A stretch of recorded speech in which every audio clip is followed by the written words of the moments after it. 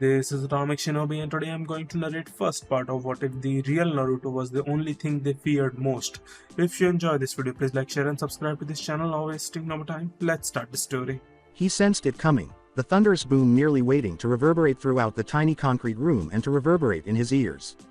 When the sound had reverberated in the air, he saw the man across the room drop to his knees and curse under his breath, and his smile was impossible to contain. With his hands by his head, palms up, Naruto slowly rose to his feet before slipping them behind his head and tying his fingers together. The amazing roar that filled the room made him laugh quietly. A number of young men hurried inside as the door banged open, trying to force Naruto into the side of the car that had pulled up in his open garage. Naruto pushed himself off the hood of the navy blue Corvette and wiped his hands on a grease rag before extending one large palm down to the teenager sprawled out on the driveway. "No way. Man, Naruto, you suck. I've been trying to get my engine running that clean for weeks." The young man brushed his trousers off with his hand and then reached into his back pocket to retrieve his wallet. "How much do I owe ya this time, Blondie?" he asked. The shorter male simply blushed as Naruto put a hand to his chin and lowered his gaze to look down at him patronizingly. Naruto extended his hand to the boy and gave him a firm shake, with both of them murmuring, "Deal," over their clasped hands. "Call it 100 and we're even for this and last time too." After pocketing the cash, Naruto turned back to the car and took the two skateboards that he had taped together out from under the front tire. He watched as his client, a stocky man named Shoji, and his friends hurried over to the car right away. "Y'all want to get the thing back on the ground. I just spent a half hour under a grease trap in the summer sun." "Need I say more?" he asked. He drank a bottle of water all at once while relaxing in the shade his open garage door offered. He quietly teached as he looked up at the sky through the tip of his black golfer's hat, then opened his mini-fridge and got himself another cold drink. "You know," Naruto said to the young men fumbling with the jack supporting the Corvette over the hum of his washing machine, "you should have stopped by the shop during business hours rather than waiting until Saturday at noon to drive by my house. I could have been doing something, and where would you have been at that time?" The car thudded to the ground, and Naruto winced visibly. "Banging on your front door? For real, man, where you gonna go on a Saturday?" Naruto ran his hand over the freshly refinished paint job and grinned, gazing at the immaculate reflection of his blonde hair and pearly whites. No wonder this car went from new to crap in less than a year. Before the door had even closed, Shoji pulled it open, climbed into the passenger seat, and rolled down the window, saying, "It ain't crap so long as you're here to fix it." Before Naruto could even yell at the 16-year-old, "Get your fat butt back here and clean up my driveway, you reckless idiot," the car sped out of the driveway, into Naruto's trash can, and down the street. "Thanks again, man. You're a lifesaver." Naruto cast a painful glance up at the trash that was strewn across his driveway, lawn, and even the street. Naruto sprinted to his garage, grabbed the handle on the underside of the door, and slid on the smooth concrete toward his kitchen door, saying, "PSH, man. Forget it." As he opened the kitchen door and felt the affectionate slap of the air conditioner, the garage door slammed shut with a loud boom. As he kicked off his work boots and pulled his oily shirt over his head, a foolish smile appeared on his face and knocked his hat to the ground. He went through the same routine, starting at the door, getting a glass from the cabinet, getting some ice and a pop from the refrigerator, and then getting his butt from the sofa. He kicked his feet up onto the plain coffee table in front of him and settled back into the soft, bright orange sofa. He scooted over a few inches in his seat to sit directly under the ceiling fan after taking a swig of the orange-flavored soda. With the exception of the distant sound of cars outside and the whir of the fan, the room was almost silent, and he almost fell asleep. As his head landed on the cushion behind him, he exhaled a sigh of pleasure and said, "I love Saturdays." The doorbell rang. Squeezing his eyes shut a little more tightly, Naruto let out another, slightly heavier sigh. He stood and shuffled to the front door, removing the white curtain covering the glass, saying, "But God knows that Saturdays don't love me." His face lit up with a tiny smile. The young girl was standing with her hands stuffed in her small jeans pockets and her hair tousled when he opened the door. She threw her arms around his neck for a brief embrace while he knelt on his haunches in front of her. "What can I do for you, Moegi?" Naruto asked as he jumped quickly to his feet, his hands on his hips.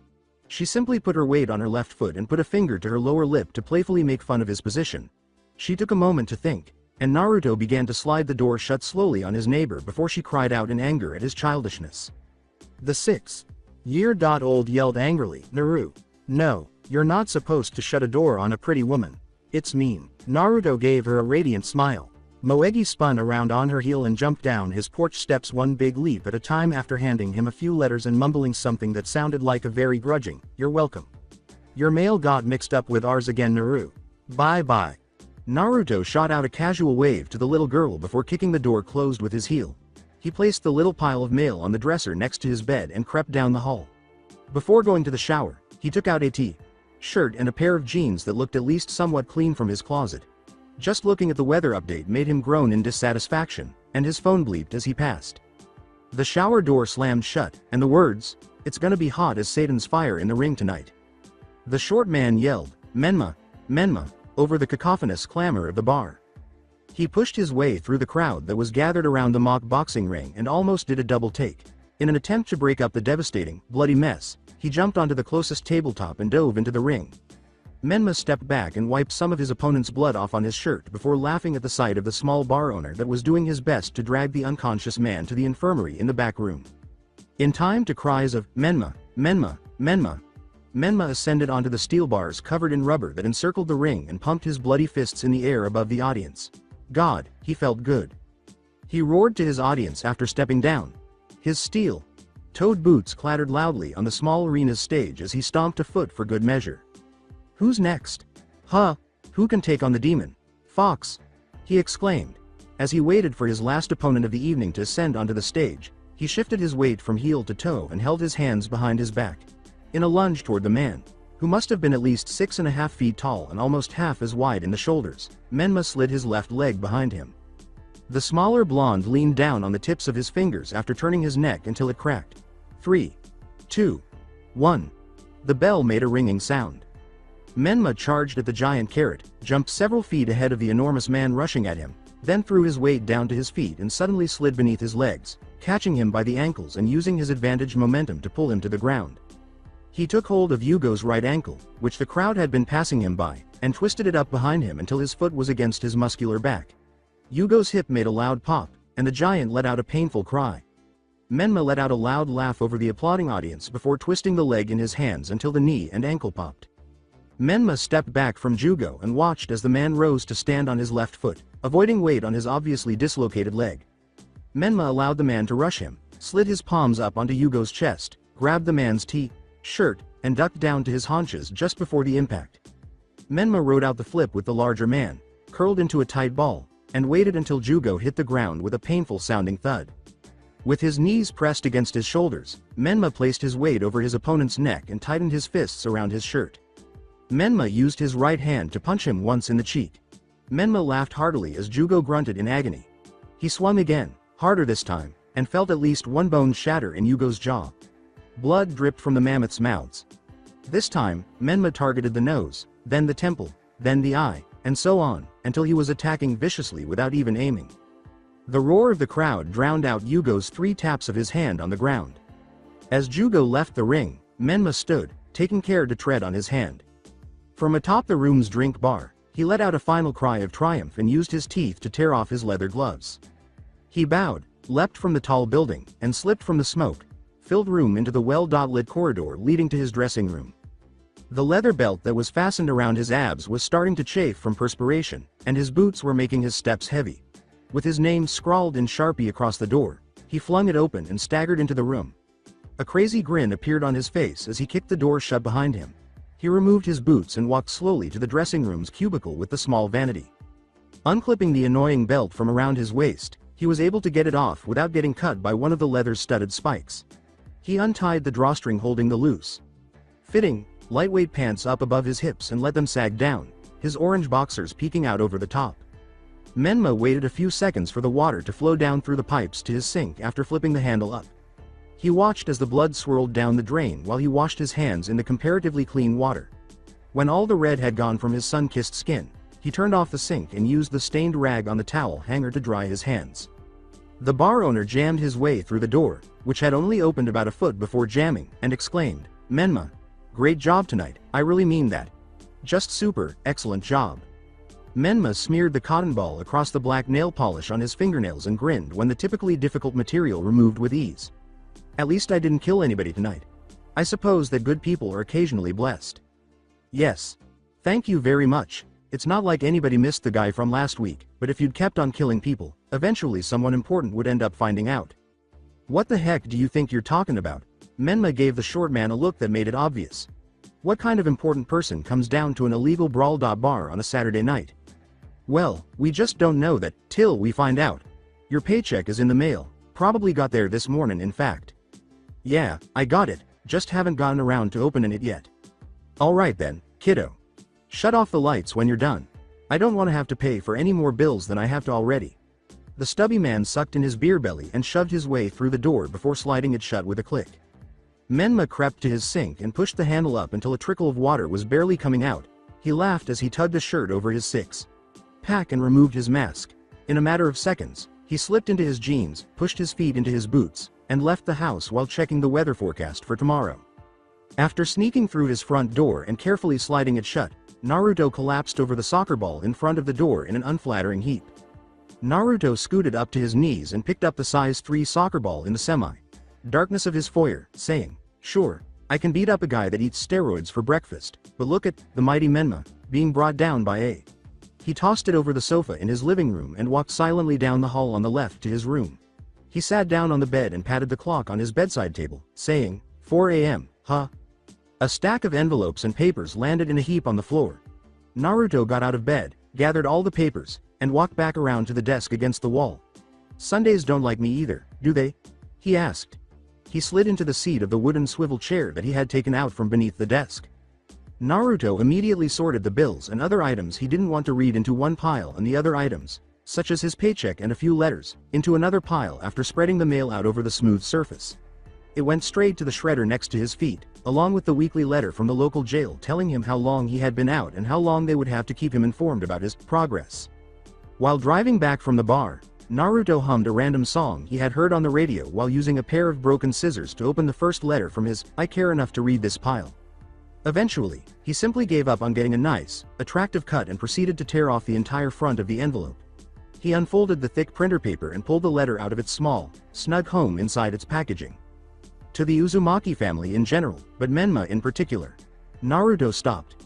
Nobody, not even my boss, is aware of my stage name or the appearance of my face. His gaze swept across the page more quickly. For the past few years, my organization has been keeping an eye on you. Now, dear Naruto, don't misunderstand. I genuinely value your abilities as a well-rounded man here. In the form of a fully paid trip to visit my business in Japan, I would like to personally invite you. When you get to my company, I'll go over everything in more detail. June 4th A11. On the 3rd of the month, the plane departs at 5 a.m. I sincerely hope we can get together soon. Sound Headquarters, Mr. O. Naruto gazed at the letter in blankness. I have one thought. I better not owe this creep money. In the dark of his living room, Naruto's smile was illuminated by the glow of his computer screen. Alright. Sound. Oh, here it is. He waited for his dial up to load after clicking on the link at the bottom of the Google search page. His laptop pinged loudly enough to wake his neighbors, and he almost dropped the coffee mug after taking a swig. Naruto leaned back from the screen and squinted at the letter's fancy print, analyzing it for the 7th time in the last 30 minutes. Shish. Okay, so, says here that Sound is a manufacturing company just outside Tokyo, Japan. It's been around for about 14 years now, blah, blah, blah. This doesn't tell me crap about nothing. What do they want me, or rather, Menma for? Naruto said. Naruto slammed his laptop shut and left to pack and hopefully sleep until at least noon the following morning. I guess I have nothing better to do. Perhaps I should make fun of this guy. And if it doesn't work out, hey, free trip to Japan. Get a little closer with at least half of my heritage. It's decided then. The flight attendant held out his arm as a barricade to prevent the young teen from boarding his flight, saying, Sir, I'm sorry but you can't take that on board, sir. Please, listen to me and stop trying to force your way into the loading gate. This is a private plane. Gaara blatantly ignored the arm that was frantically attempting to hold him back in the large distance he was receiving from the throng of people surrounding him, maintaining his gaze fixed squarely in front of him. To make the electric keyboard more comfortable on his petite frame, he moved the strap that was slung over his shoulders and felt it slide down his back. He felt a big hand grab his shoulder from behind as he attempted to move forward once more. He slowly turned his head and saw a tall, older man with a shock of blonde hair who seemed to be arguing with the obnoxious flight attendant. After giving the blonde a small nod, Gaara discreetly nudged the short redhead in the direction of the loading gate. Gaara moved forward rather quickly, the keyboard, which was nearly the same size as him, bouncing off his back as he did so. After a few minutes of silence, he felt the big hand on the same shoulder once more. Naruto asked Gaara, "Hey kid, you alright? Flight attendants can be a bit hard to deal with sometimes, huh?" As he briefly glanced at the kanji tattoo on his forehead and all of the piercings that covered his face. The teenager then turned his head back in the direction he had been walking in and started to walk a little more slowly than before. Naruto shoved his hands into his pockets and allowed a tiny smile to lightly dust his face. He took his plane ticket out of his pocket and sped up to catch up to the child he had assisted at the loading gate. At the plane's entrance, a flight attendant stopped the small group of two to check their stamped tickets. Naruto was allowed to board right away, but his much smaller companion just glared at him without even looking at the poor young woman who had asked for his ticket again to let her know she had his attention. Gaara's teal eyes widened almost imperceptibly as Naruto waved his ticket in front of him.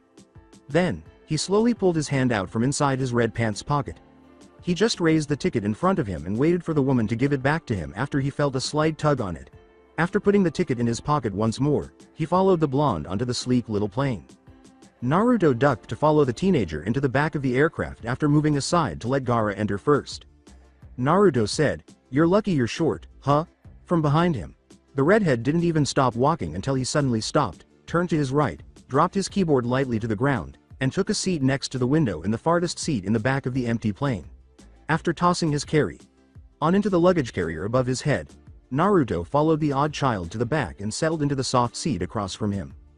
Naruto gestured to the piano at Gaara's feet and asked, "Want me to get that?" as he saw the young man's eyes follow the movement before returning to his face in a blatant stare. Naruto was starting to get uneasy. Naruto gestured to the piano once more before pointing up to the rack above their seats and saying, "You know, put it up there, out of the way." Gaara gave a nod. Naruto let out a small sigh of relief as some of the tension was released.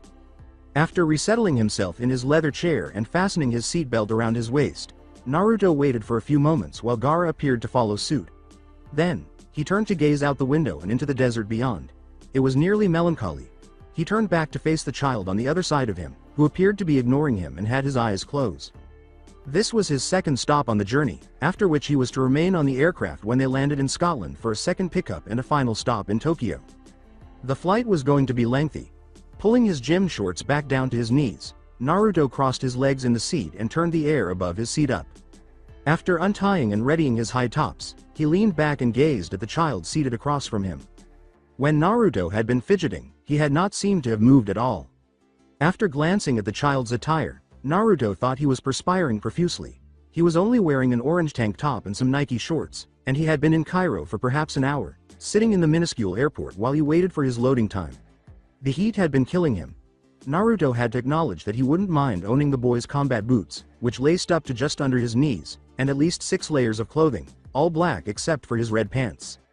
Gaara didn't even open his eyes as Naruto asked out loud, "So what's your name?" and waited for a response.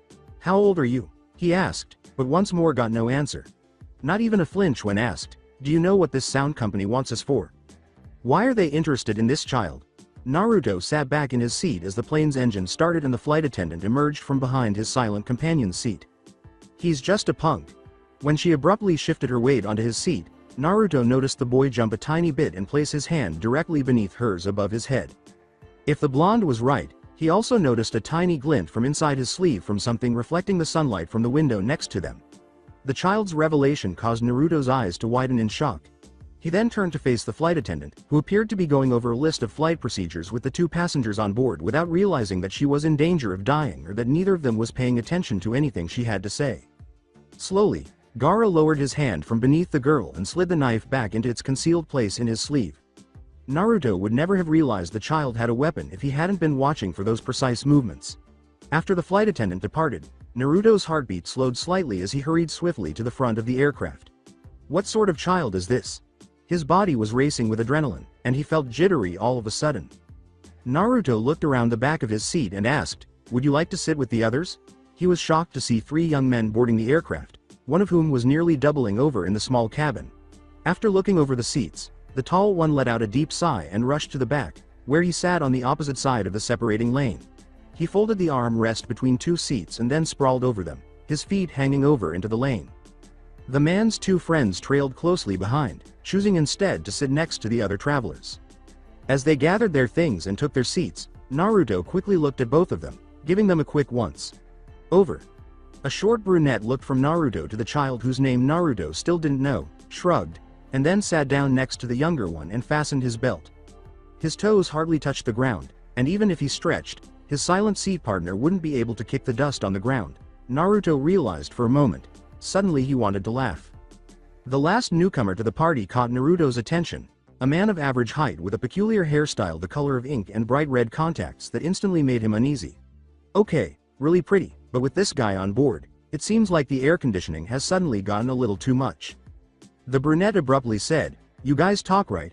Because I just got off of a 14-hour flight with snores. Lot and the human ice block, and I'm seriously craving more than an occasional grunt in response." Naruto took to the man right away. Naruto pointed to the redhead who, once more, had his eyes closed and his arms folded across his chest. "Well, he doesn't, but he did pull a knife on a flight attendant just a minute ago. I'd watch it, bro." The brunette turned to the teenager on his left and grabbed him roughly by the shoulder, asking, "Whoa, seriously? Hey, kid. What kinda gear you packin' under all that stuff? How are you not dying in this heat?" The knife against the loudmouth's Adam's apple slid up to his cheek and traced the dark circle under his left eye, causing a moment of panic as everyone's heart skipped a beat. The redhead held his latest interest's jaw, but Naruto held his breath tighter. His greenish, blue eyes were sharper than the knife he was holding as he slowly rotated the brunette's head from left to right. His gaze remained fixed on the young man beside him as he slowly retreated to his sitting position. Silently, Naruto cleared his throat. Nervously, Naruto looked quickly at each of the three new travel companions and asked, "So, what are your names?" Kiba swallowed hard and then gradually composed himself. Kiba." He nodded to the man next to Naruto while folding his hands in his lap, and the man just stared back. "Sasuke." The man with the raven hair said in a low voice before glaring at the man who seemed to be unconscious in the seat across the lane. After Kiba gave him a hard kick to the leg, they waited in silence for a short while before the slow-sounding "Shikamaru" drifted across the void between them. "Naruto." Naruto enthusiastically shook Kiba's hand across the narrow aisle between the seats, followed by Sasuke, who appeared almost hesitant to do the same. Kiba jerked his thumb to his little friend over his shoulder. "His name's Gaara, I guess." "How did you?" Naruto began, but Kiba's laughter interrupted him. Naruto quickly joined in on the brunette's infectious laughter when she said, "It was engraved on the knife blade." 2 hours into the flight, Naruto soon discovered why Sasuke had put on earbuds about an hour and 58 minutes earlier. Kiba enjoyed conversing. Naruto quickly wondered how he wasn't bothered by the continuous noise as he looked over at Gaara, but it had been hours since he had opened his eyes. The passengers were jostled about inside the cabin like a rag by the terrible turbulence outside the aircraft. Kiba quickly tried to silence the howling sound coming from something inside his jacket. "Dude. Is that a dog?" Naruto asked while pointing at the jacket Kiba was wearing that seemed to have come alive in the past few moments of the flight. "Yes." Sasuke muttered as he got up from his chair, took out his earbuds, wrapped them around his iPod, and put it in the side pocket of his cargo pants. "Stupid thing gets nervous when flying." Kiba shoved the little white head with brown, floppy ears back into his jacket and taunted, "Does not, it's just the wind outside. It's not exactly an easy, smooth flight, now is it, Ice Queen? Isn't that right, Akamaru?" Sasuke scowled at Kiba, but Kiba simply smiled back, saying, "I'm not an Ice Queen, you just annoy me. We've known each other for 3 days now and this is the most I've heard him talk." As Gaara looked at the young man with the raven hair, Sasuke raised his eyebrows and said, "I like Knife Boy over there better than you, and I have no doubt he's probably thought of at least 11 different ways to kill me." Shikamaru mumbled, "Ouch," as he sat up for the first time, bumped his head against the ceiling, and then turned his seat to face the other travelers. Shikamaru rubbed his eyes and said, "So, anybody know exactly why we're going to some random company in Japan at personal request?" "Been wondering the same thing myself," Kiba said while scratching the back of his head with nails that Naruto noticed were slightly pointed. Naruto simply shook his head, just as Sasuke had done. They all looked at Kiba expectantly after turning to face Gaara, who had his head leaning against the window with his eyes closed. Bros, I did it last time. I ain't about to die again." Naruto clapped loudly, once, twice, then 3 times. Kiba extended his hand to hover in front of Gaara's face and said, "What's wrong with this kid? He understands this, because he was nodding to a few things earlier. When the boy opened his eyes, he turned to face the 3 older men who were giving him a questioning look. Naruto flashed a smile. "I've got an idea. Hey Gaara." Gaara looked at the blonde without acknowledging her. He kept looking curiously at Shikamaru, who had a suspicious sparkle in his eye. "Gaara? Hey, kid?" Naruto waved his hand in front of Gaara, catching his attention at last, and then swiftly said, "Hello," in sign language. Gaara's eyes briefly widened before they returned to their usual size. "What?"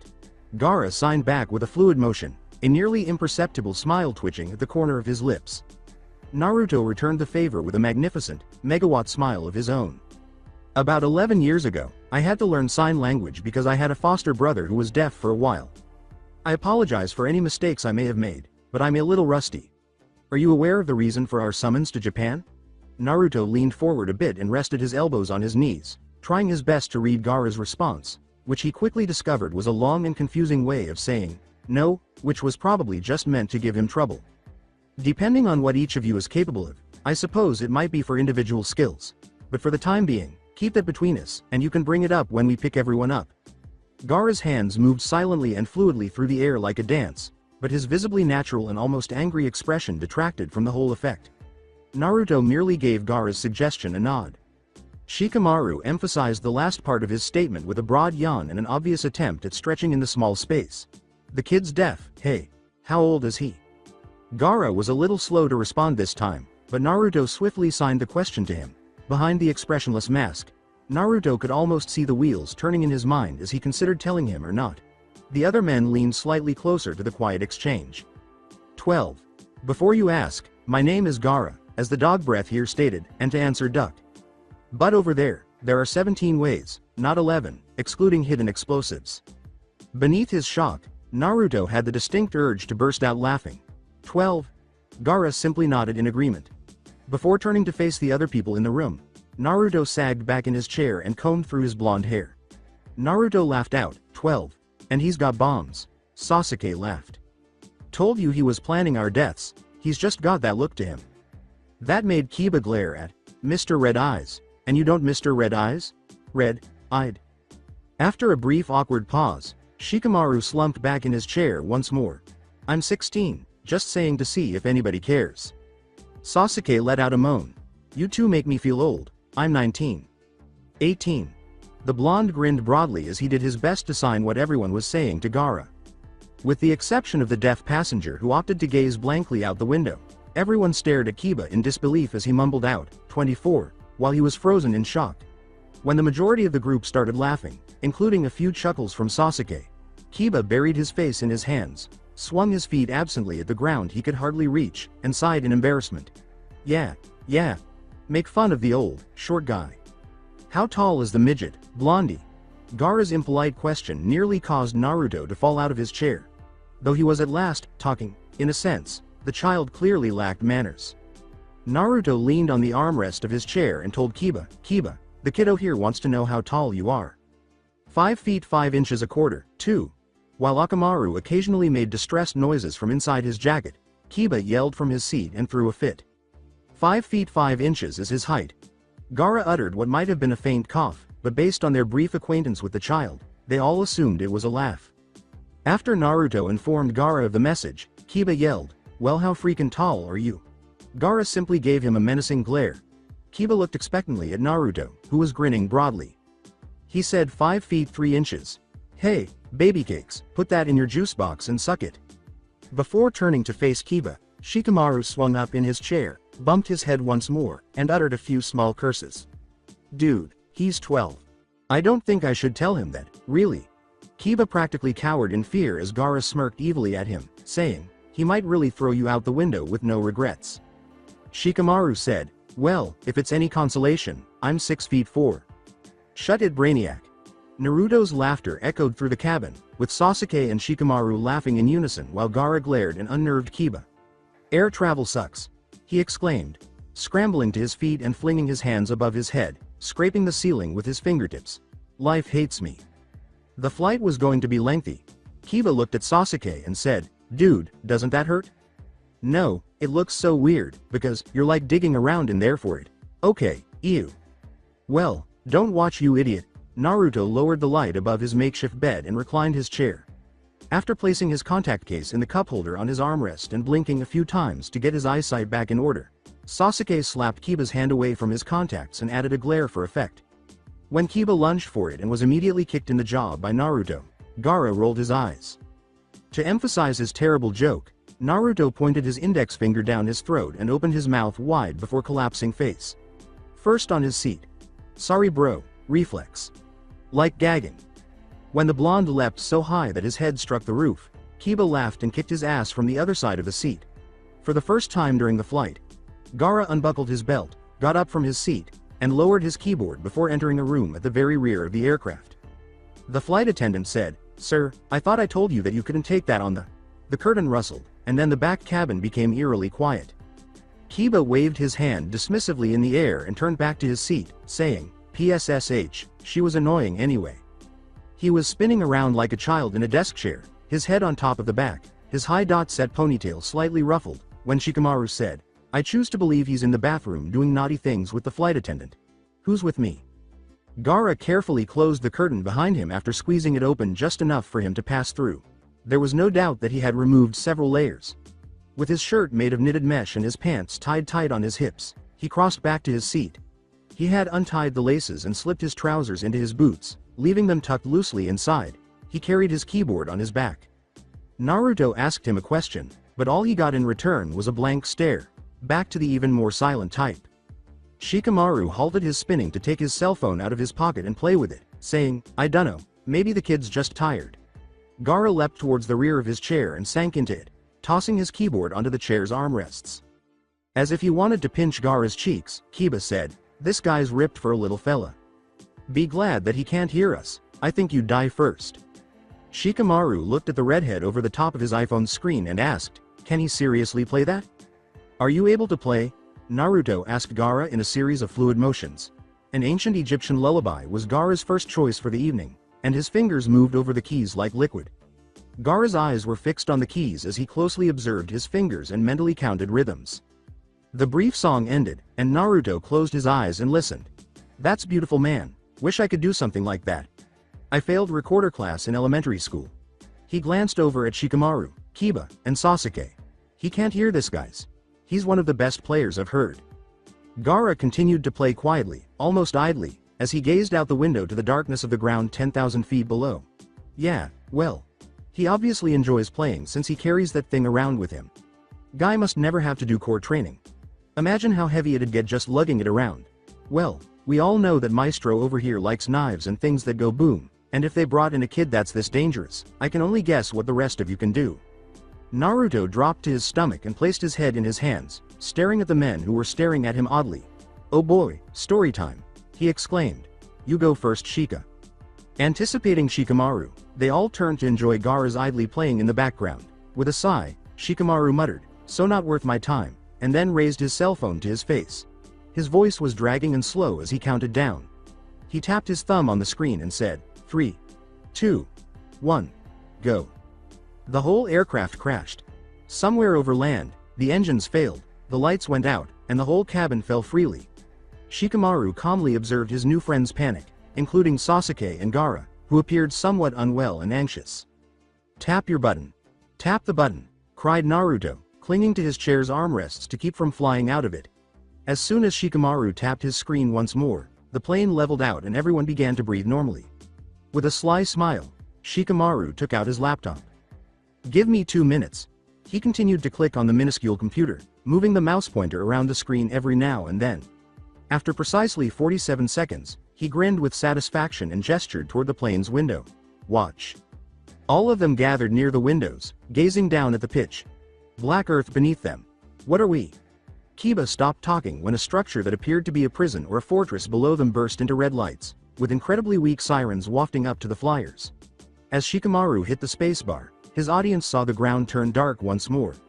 The young man started spinning again, and Kiba grabbed the laptop from him. "Sweet. Gimme that," Kiba said. Kiba said, on, off, while repeatedly pressing the button in a lighthearted manner.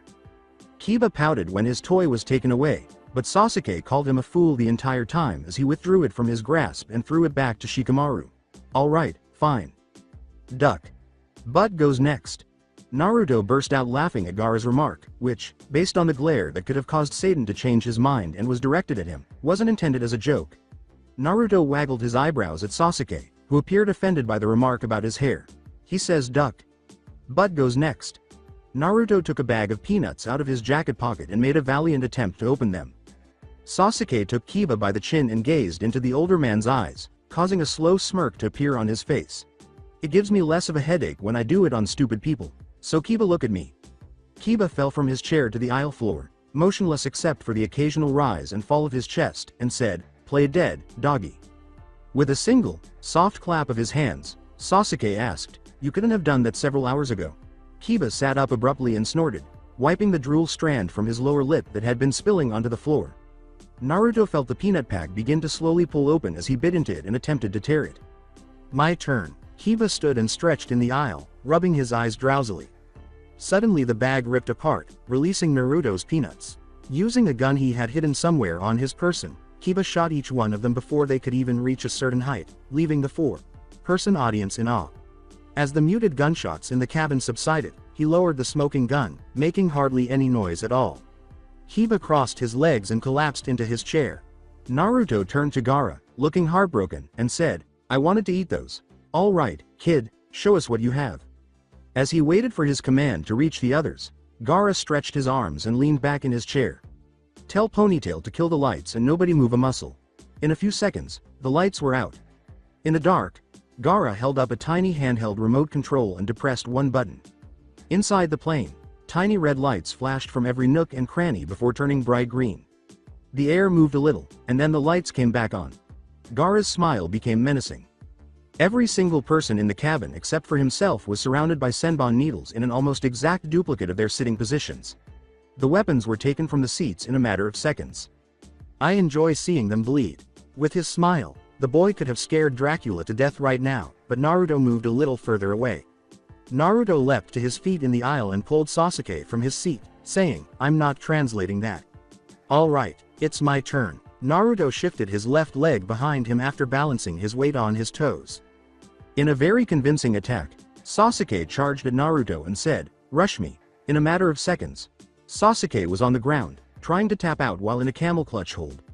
After stepping back and offering the smaller man a hand up, Naruto scoffingly ignored him. Naruto gave a friendly eye roll. Kiba whirled in his seat, head dangling to the floor and feet dangling over the back, saying, "Remind me not to piss you off, got it?" Naruto glanced at the bars supporting his bag above his head and asked, "We get you can wrestle, but is that it?" After lowering his bag, he placed it on Sasuke's lap. He prepared his bare knuckles by drawing his fist back. Naruto yelled, "Whoa, Naruto, man. You don't need to punch that, you'll just break your..." and saw the metal bend inward with a loud bang under the immense force. Naruto popped his knuckles and shook his hand out. "Toss me my stuff, I think I've got another bag of peanuts in there. I don't know whether I fear the killer kid, the hypnotist, the lazy genius or the psychotic inhuman blonde the most. I'm gonna lock myself in the bathroom to sleep." Shikamaru said condescendingly, "You really think a lock can keep me out? By the way, can you break into a Swiss bank, Shika?" "Been there, done that. I'm impressed bro." "Shocker." "Shut it duck." "But..." Kiba looked down at his outstretched hand awkwardly and then slowly withdrew it from the man in front of him, saying, "I don't like you." Gaara and Naruto were standing apart from the group, all of them taking a break from the plane at the airport inn. "I like this guy, even if he does look gay." Well, wherever they were. "Why are we traveling to Scotland to pick up an Asian man?" Naruto chuckled at Gaara's remark, "That doesn't make sense." If nothing else, the child would talk to him when they were alone. If the child ever considered anything other than how to murder someone in various circumstances, Naruto could see the two of them even becoming friends. He had a fighter's build, if not for the feminine haircut, and was not nearly as tall as Shikamaru, but more like Naruto. The young man ignored Kiba entirely and bowed grudgingly to Shikamaru and Sasuke before catching a glimpse of Naruto standing distantly. When Naruto saw Kiba pouting behind the newcomer, he smiled and shook his hand roughly in greeting. "Neji." "Naruto." After introducing himself in a display of equal strength, Naruto clasped Neji's forearm. After letting go of the blonde's arm, Neji ascended the stairs to the aircraft and dropped his bag off. "Isn't it good to be respected?" The tall blonde ruffled his thick red hair and fled in terror. A senbon already stuck in his left shoulder before he had taken 3 steps. Gaara grinned up at him. "So, what do you do?" Kiba scooted closer to Neji, who was trying to meditate in the seat next to Shikamaru. Shikamaru had hurried for the window seat right away, leaving Neji to handle the brunette on his own. "What? I do." Neji's eyes narrowed. "I swear, if that's another one of your jabs at my sexuality." Neji poked Kiba in the middle of his chest and then made several quick points around his torso so fast that they could barely follow the movements of his hand. "No, I swear." "What's your specialty?" Neji returned to his seat calmly as Kiba collapsed to the ground, unconscious.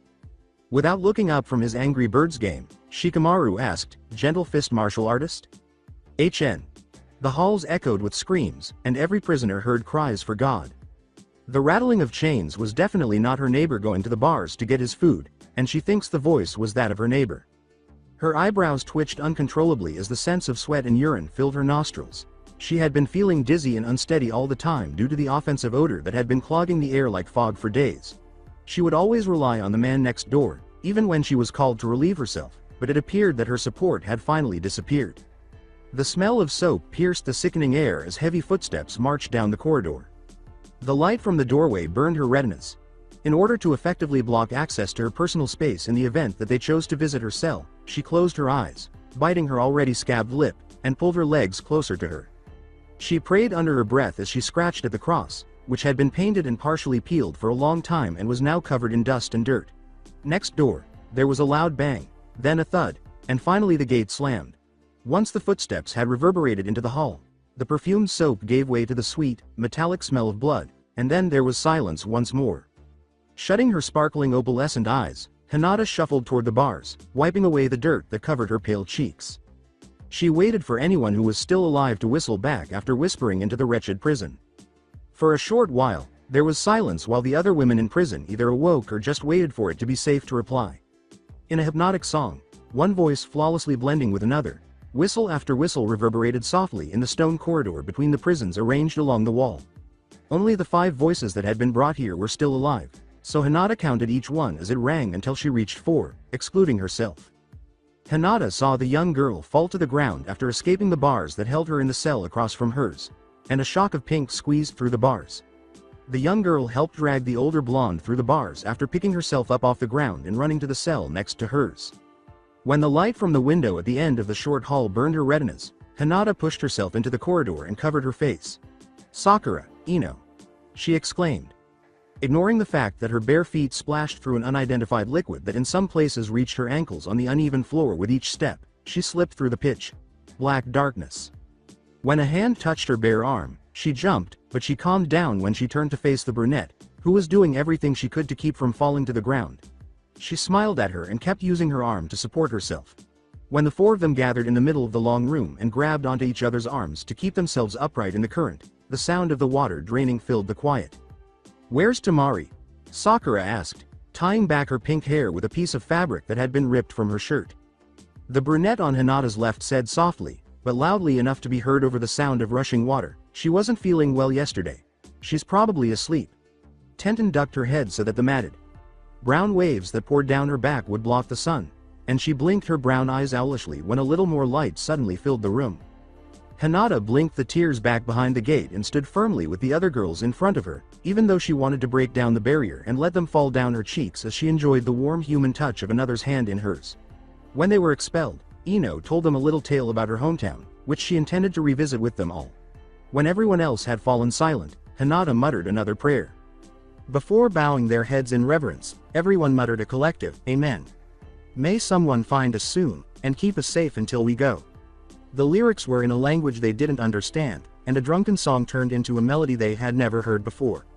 Even though the pitch was almost flawless, the sobs that occasionally broke through a note made a valiant effort to destroy the young woman's feverish melody.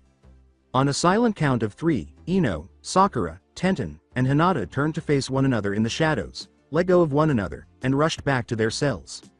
Lying sprawled across the wooden planks in each prisoner's room to protect them from the water that ran non-stop across the floor, Temari sang from her cell. Locked inside the stone room with the 5 girls who had been taken, her voice carried the Egyptian lullaby. The sound of her voice spun a beautiful web in the darkness of their prison, and not a single girl bothered to wipe away the tears that fell. When a melody in the song repeated, Hinata whistled softly, and the other girls soon joined in on the eerie tune. The voice sounded perplexed, as though he didn't want them to stop but instructed them to do so anyhow. Quiet in there. Itachi allowed the girls to continue singing from the other side of the door without protesting, as their guard was never harsh. He then sat back and listened to the prisoners sing their fear away. As the young man walked out of the back of the plane, Naruto slung his carry on over his shoulder and asked, "So, who's that guy?"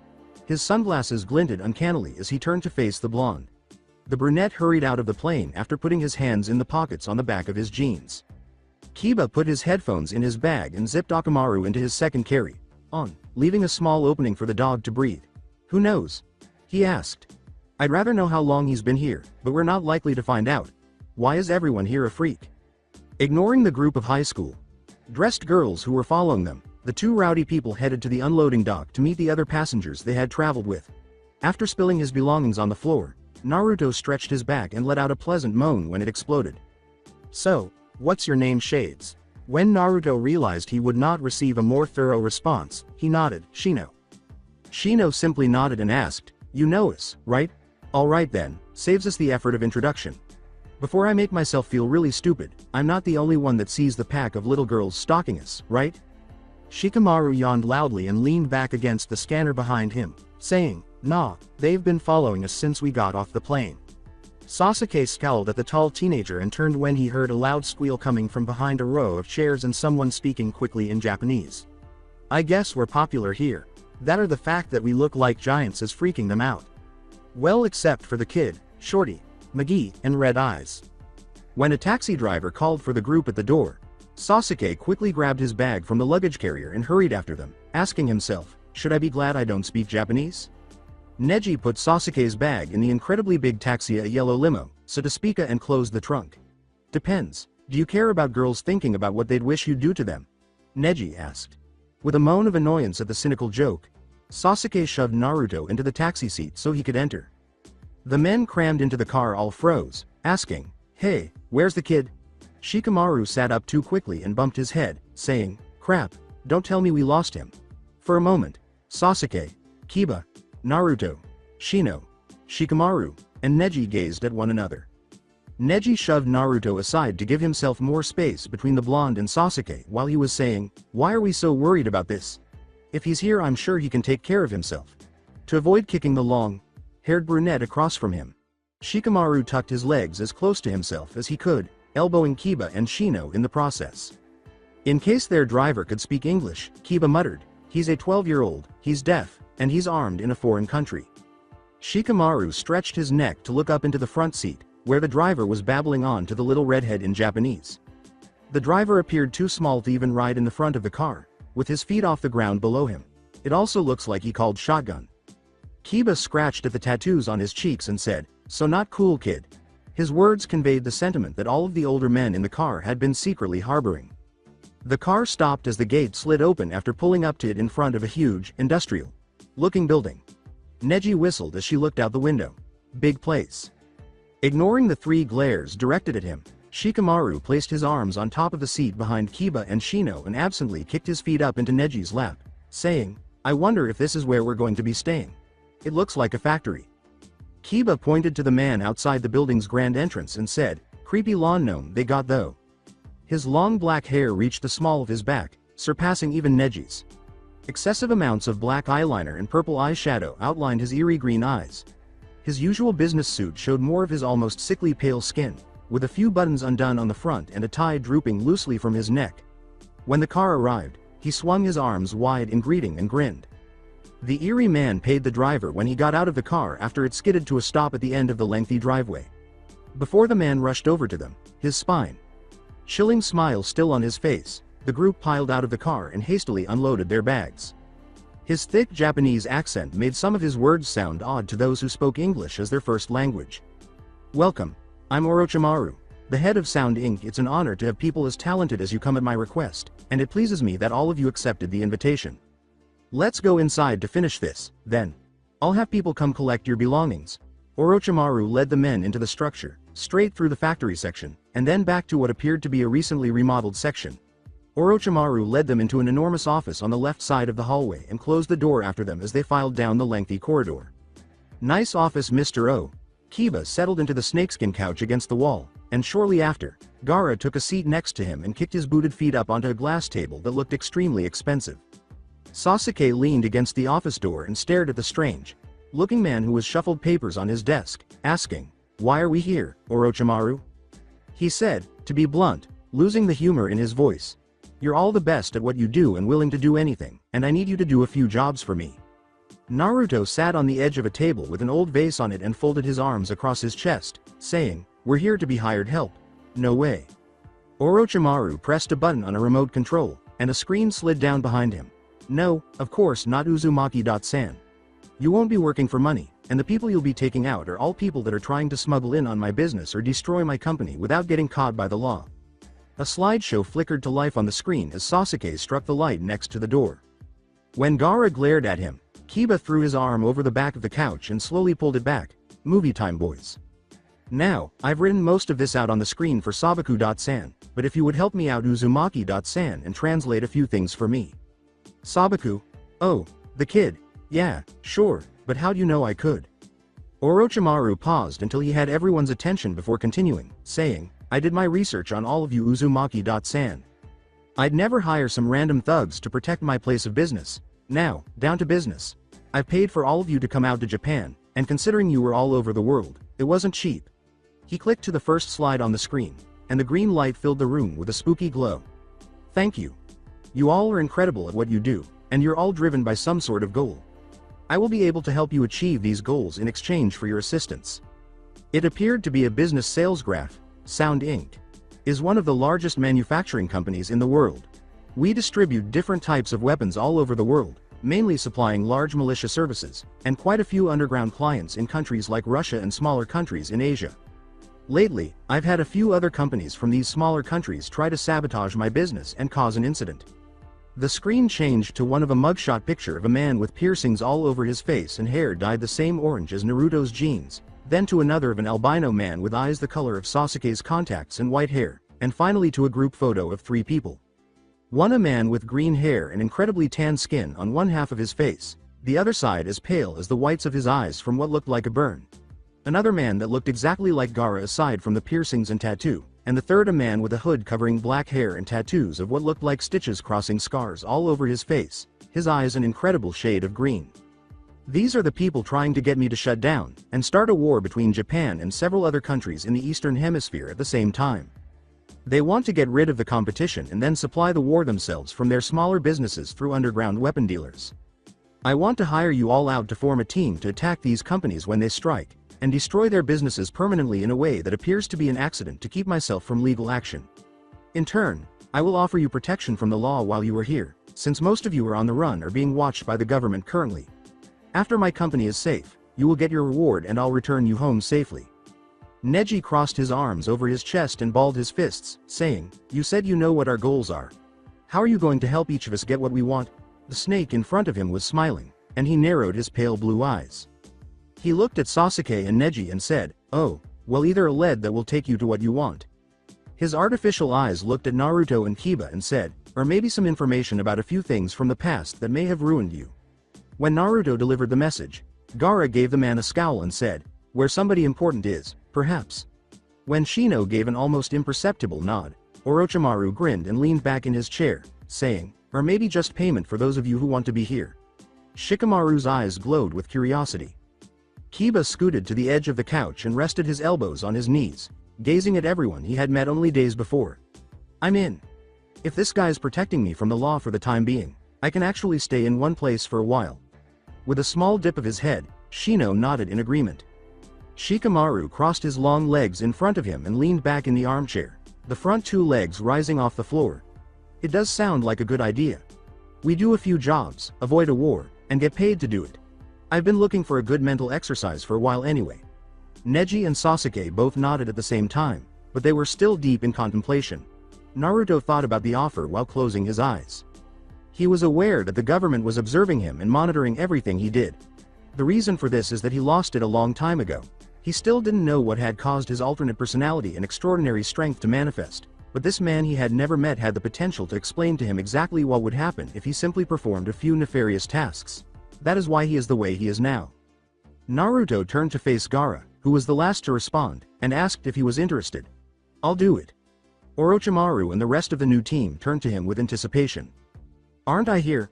Naruto grinned. "He's in." Orochimaru grinned once more and clapped his hands together. "Welcome to Team Konoha then."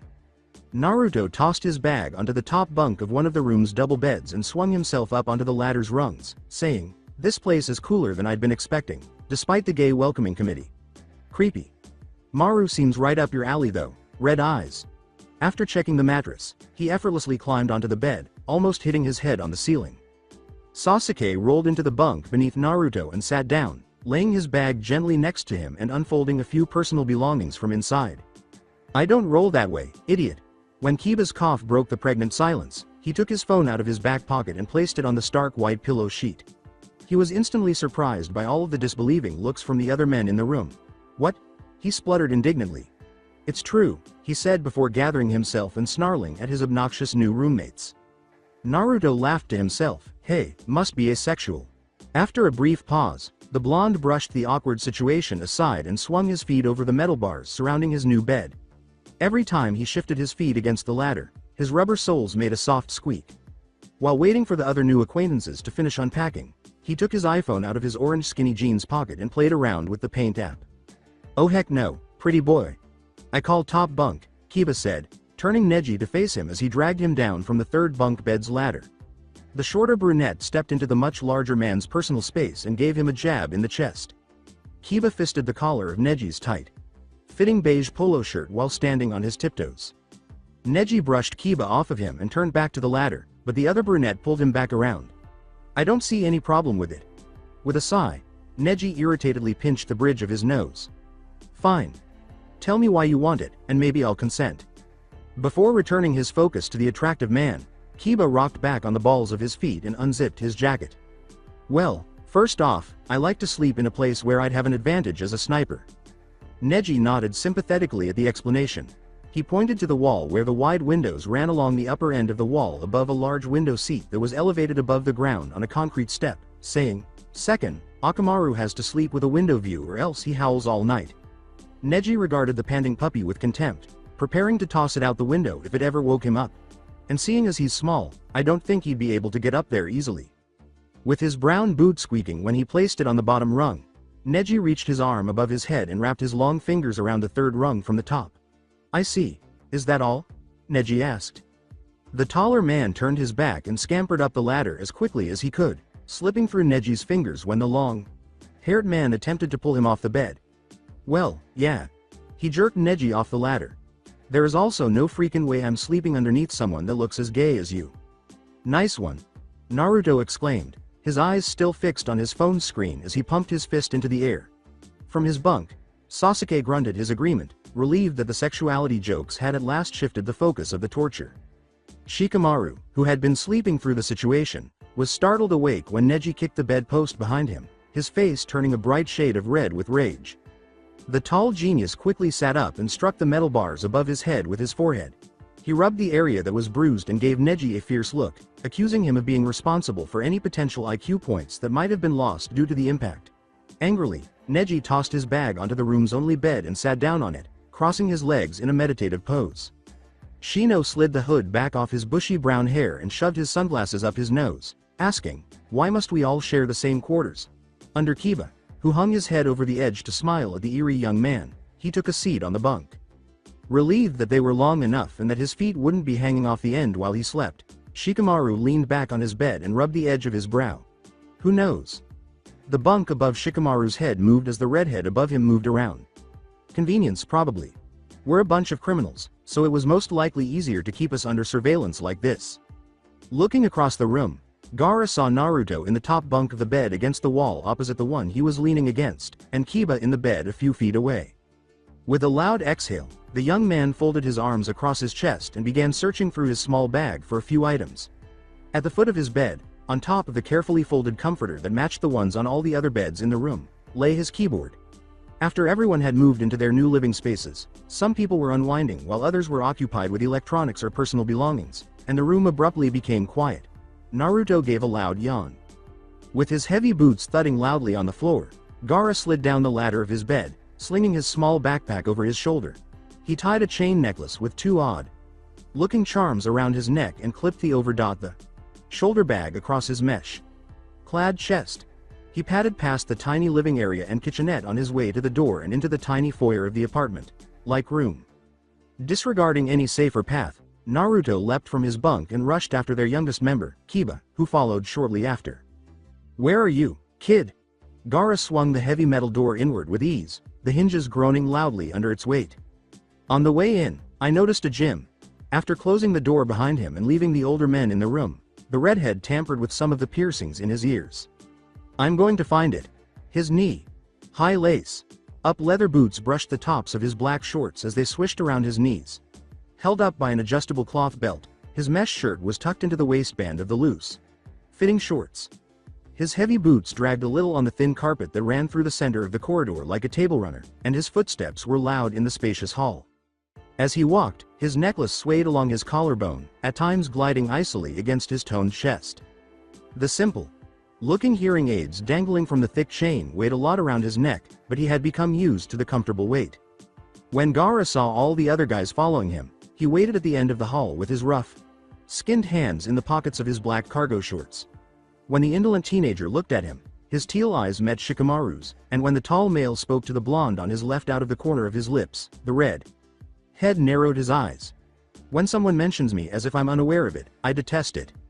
Shikamaru rubbed one of his eyes with the knuckles of his hand before thrusting both hands into his jeans pockets, saying, "You know, if he was taller, I'd be really intimidated."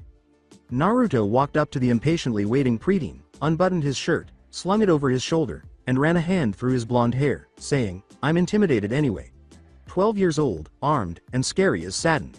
Kinda looks like him too with that red hair. Reason enough to be cautious if you ask me." Walking backwards in front of the group until they reached the end of the corridor, Kiba crossed his arms behind his head. He then turned right at the fork and followed Gaara to the location he had seen them go. When they passed a door with Orochimaru's name neatly printed in both kanji and romanji, they all recognized the hallway they had entered. The brunette yanked open the heavy door, and Gaara led them into yet another room. Neji threw his hair back to rest against his bare back after tying the end in a knot and braiding it over his shoulder. Up to his elbows, his rough hands were wrapped in a layer of gauze and white tape, and scars showed through the ends of the thin layer of protection on his arms. When the group finally arrived at a gray door on the right of the deserted hallway, Kiba turned to face forward. The sign next to the door identified it as the training room. When the padlock beneath the sign buzzed almost angrily at him in rejection, Kiba stepped back and pressed a few random buttons, saying, "It's pass-coded. How do we get in?" Shikamaru looked at the padlock idly as he fiddled with the black skinny tie that hung from the collar of his gray button-up shirt. "I could hack it if you guys really want to get in. Wouldn't take long."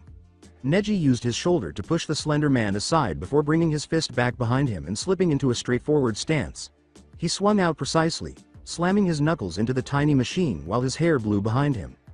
Sparks flew from the crushed machinery as some of the lock's keys fell to the ground, and then a light on the screen flashed green for a brief moment before winking out.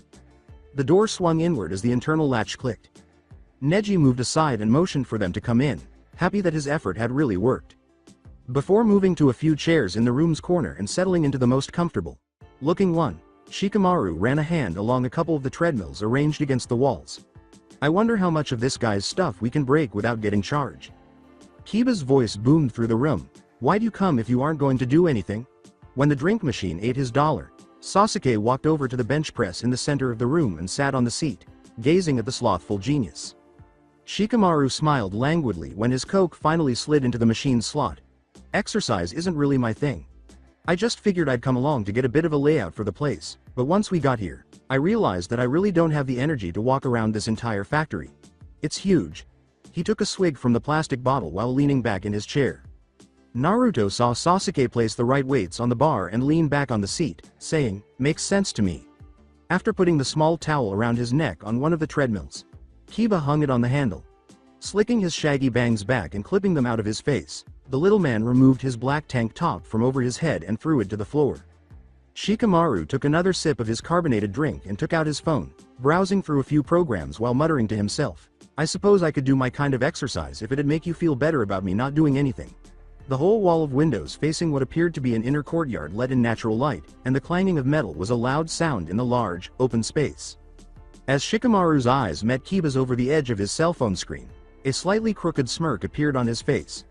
When the treadmill abruptly began to run, its lone user shot off the end and crashed into the other man in the room, who had just followed along like a slothful teenager. In front of the windows, Kiba and Shino fell to the ground, with the larger of the two scrambling to his feet to find his sunglasses, which had fallen from his face during the chaos.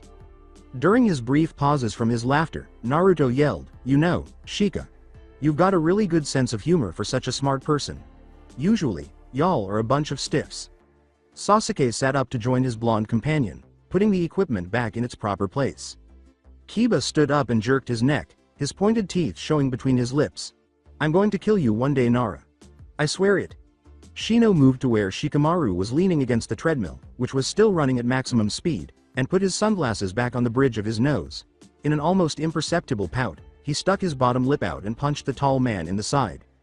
Shino crossed his arms across his chest and walked over to the drink dispenser, inserting a 10 from the battered leather wallet he took out of his trench coat pocket. "You owe me one." He's heavy for a midget. At the mention of a complimentary drink, all of the men hurried to the machine to place their orders. "Want something? Nara's buying." "Why? What?" Shikamaru patted his pockets for his wallet, reaching deep into the jacket's concealed inner pocket with his long, pale fingers. "How'd you?" As the rest of the group returned to their previous jobs, Shino straightened up and waved the wallet above his head while holding a Mountain Dew. With a silent crack, the lid opened, allowing some of the drink to mix with the condensation as it fizzled over the top and down the sides.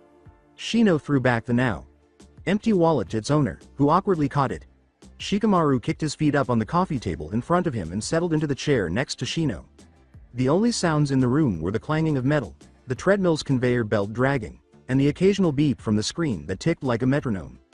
Shikamaru started to replace his wallet in his pocket, but he looked suspiciously at the brunette next to him, who was smirking while sipping his soda. After opening the wallet and looking through each compartment, the young teen finally sighed and extended his hand to the man who was laughing next to him. "Gimme my credit card back." When it passed him, Kiba threw a 10 in the foam cup and gave it to the blonde next to him, who was practically vibrating in his seat. "Okay, I'm putting my bet on pretty boy. This is hand.to. Hand, and that's his specialty." Naruto dabbed at a small amount of perspiration that trickled into his eyes from the cloth that was tied around his forehead. When he dropped his bet into the cup and handed it to Sasuke, the shaggy blonde hair slipped through his fingers, his fingertips glistening with perspiration. Naruto thanked the brunette as he wiped the towel Kiba gave him across his perspiration-drenched chest and let it fall to the ground. "I'm going with the kid since no one else will." He walked up to the two who were getting ready to fight and gave them a light shove on the shoulders to separate them. Gaara removed the hearing aids from the chain around his neck and glanced up at his opponent. Aware of the piercings lining the hook, he flicked them on and fixed them into his ears. He handed the blonde his mesh shirt and the chain his earpieces had been hanging from after removing it from over his head. Neji tied his white bandana in a knot beneath his hair and retied the end of his braid. With his excitement causing the air around him to buzz, Naruto signed, "Number weapons. I want a fist fight only, and when we declare a winner both of you must stop immediately." Neji nodded and bowed respectfully to Naruto, while Gaara's strangely colored eyes rolled in a full circle until they met their starting point and locked gazes with the tall, blonde man. "This is for training purposes, so don't fight until the other is unconscious. Just try to get one up on your opponent. Are we understood?"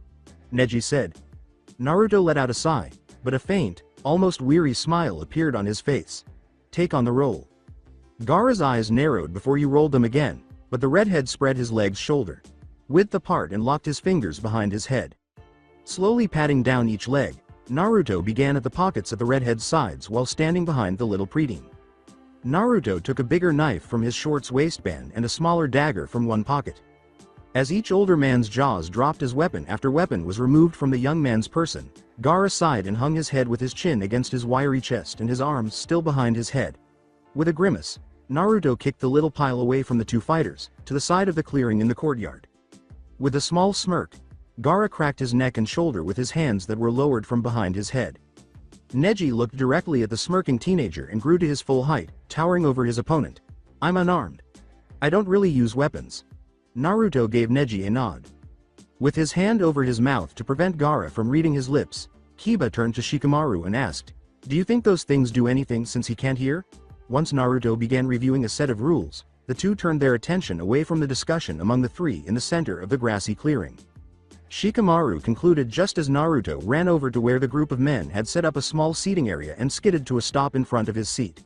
"I don't know the extent of the damage to his hearing, so they could help him. Or maybe they're a good luck charm or something. I'm more curious about the nasty scars all over his back." "Go." Neji and Gaara hurried past each other as the blonde sank majestically back into his seat. Neji crouching with his other leg out in front of him, he shifted his weight to his hind leg. The smaller male was thrown in a flip over Neji's head, landing in a spin after Gaara's boot made a firm contact with Neji's forearm. Neji spun the moment the redhead's feet touched the ground, his weight on his hands on the ground below him as both feet swung out with amazing strength. As Neji's momentum carried him to his feet, Gaara leaned out of the attack and climbed swiftly to his own. As they looked for an opening, they faced one another and relived the previous minute in their minds. "He can't use his hands to strike me. I'm down after one Hyuga pressure point, but a kick should be fine." Gaara took a few steps back and squinted his eyes. "My speed and size are my advantages. Although he is also quick, his turn radius is widened by his size." Gaara's brow gave a little tick. "I'll defeat him that way." Before the smaller fighter could move, Neji sped toward him once more and kicked the redhead hard in the chest. Gaara stood up and tried to catch his breath while coughing a little. When the brunette swung out at him with an aimed jab, he dropped to the ground with amazing speed, stretching his shoulder and bringing his hand back behind him as he ran towards Neji. He ducked under Neji's fist and curled up. Gaara slid the final foot on the grassy surface and collided violently with Neji's knees. Beside the redhead, the brunette fell to the ground. When the blonde fell noisily to the ground and Sasuke tipped his chair back, Naruto screamed in protest, "Oh, cheap shot man." Sasuke tackled Naruto after the blonde kicked out and clipped his jaw, and the two swore at each other while the fight went on a few yards away. "You're betting on him, stupid. Don't argue when he gets an advantage." Neji whirled on the palms of his hands, trying to get enough room to stand. When Neji's shin caught Gaara in the temple, he kicked out blindly. He grunted in pain as his boot made a solid contact with Neji's wrist, creating a loud crack that filled the tiny gap between them. Although neither side was able to hold the other down long enough for it to be deemed a victory, the advanced fight swiftly degenerated into a fistfight. Taking Gaara by the forearms, Neji flipped him over his head and then twisted his hold once he was kneeling. With a simple spin, the brunette threw the little male into the air and climbed up to his feet. As he skidded to a stop from the throw, Gaara curled into himself, his fingertips digging into the ground in front of him and his feet striking the ground. He resembled a human cannonball in certain ways. The older man was hurried by him. The impact wasn't as strong as Neji had anticipated, so he prepared for it. With their hands still clasped together, the slender preteen and the muscular fighter were flung into the air above his head. With a cruel smile taking over his face, Gaara fell from his handstand and lowered his heavy boots onto Neji's shoulders in a desperate maneuver. When Neji lost his balance and both of his arms twisted painfully, he fell to his knees. Gaara's hands fell from Neji's to the wide shoulders of the brunette. The young man's knee was digging into his shoulder, and Neji caught himself on one forearm while pressing the other to his sweaty chest. Gaara inhaled deeply and lifted his fist until it was level with Neji's face. Kiba swore to himself at the loss of $10 and sat back in his chair, asking, "So the kid won, huh?" Sasuke narrowed his fake red eyes in amusement and grinned. The dark-haired man pointed to the two fighters tangled with one another and said, "Take a closer look." Shikamaru put his elbows on his knees and leaned forward. Gaara placed a little more weight on Neji's windpipe and Neji pressed his fingers to the pressure point he had reached before they both backed off at the same time. Gaara and Neji got off each other, with Gaara's chest panting heavily from exertion and Neji, who was more accustomed to such intense combat situations, taking a few deep breaths to calm his racing heart. "Well, it's a tie." Neji's crystalline eyes glowed with respect as a smirk crept onto his face. He extended his hand to the gasping boy and, pleased by the unexpectedly firm hold, shook the much smaller one that was extended to him. Returning to the others, the two took a seat in the shade. After removing the cup from Kiba's grasp and scowling a little at what was inside, Neji seized the cash and calmly counted it. With an eager grin that ate up any other expression that might have wanted to appear on his face, Naruto leaned forward and asked, "Well?"